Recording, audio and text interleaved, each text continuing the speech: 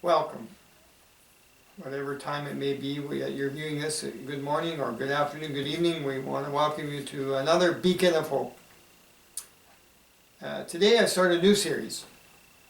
It's called The Perfect Law of Love. And we're going to talk about the Ten Commandments. So today we're going to begin with commandment number 1. And that's found in Exodus 20 verse 3.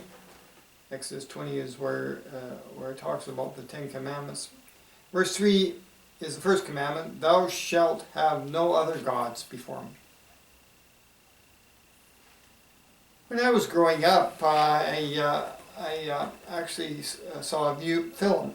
You know, that was back in the day when there was films and no such thing as DVD and CDs. But it was a film that had been recorded in the Orient. Now on that film it depicted some figures that were actually walking, I think it might have been in Singapore, but they were walking on these coals of fire with bare feet. I was amazed. I thought to myself, why are they doing this? Why are they doing this to themselves? And I came to the conclusion it was because they wanted to appease the gods. And that was what they thought they had to do. Well, I was thankful that I serve a God who is not a slave master.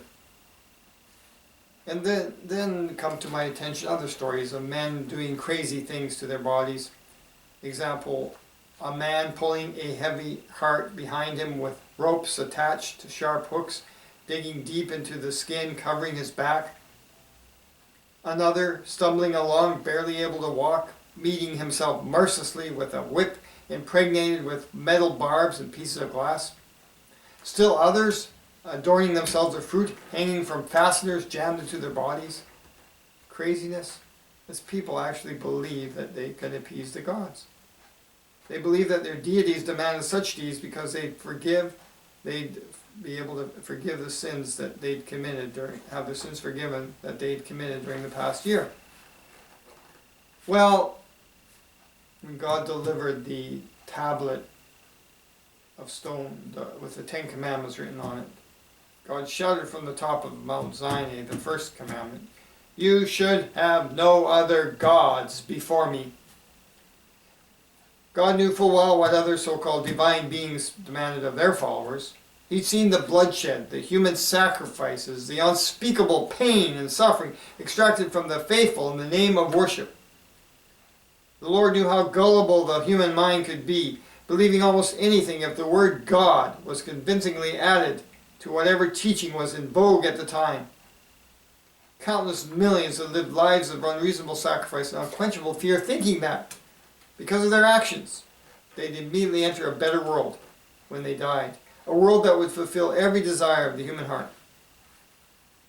And now from that mountaintop, rising above a Middle Eastern desert, the one true God, the creator of all the universe, was trying to get people's attention. He was trying to set the record straight.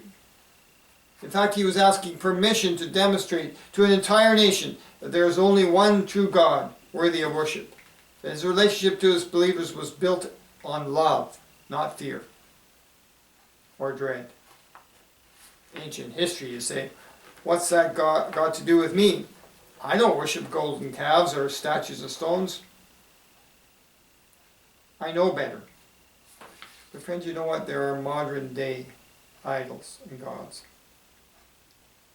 Credit card debts have reached new heights during the past decade because of people have worshipped consumerism, materialism, had to get the latest gadget and whatever, even if they went into debt.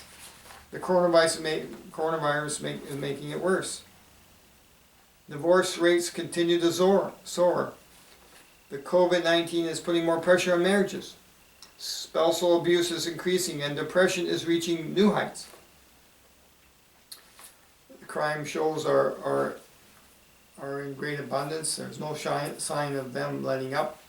The internet and television transmit filth, pornography, and immorality. Yes, sacrifices are still being made to some pretty demanding gods. And a lot of time is spent with these gods. But somewhere above the din of modern society, one can still hear a voice crying out an invitation to reject the gods of the land to turn our attention to the one true God that can actually save souls. Look to Jesus and live, friend.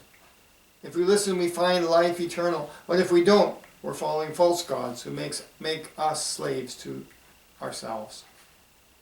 Here's the promise I want to leave with you as a promise of rest. Found in Matthew 11:28. Come unto me, all ye who are weary and laden, and I will give you rest. If you're burdened today, give it all to Jesus.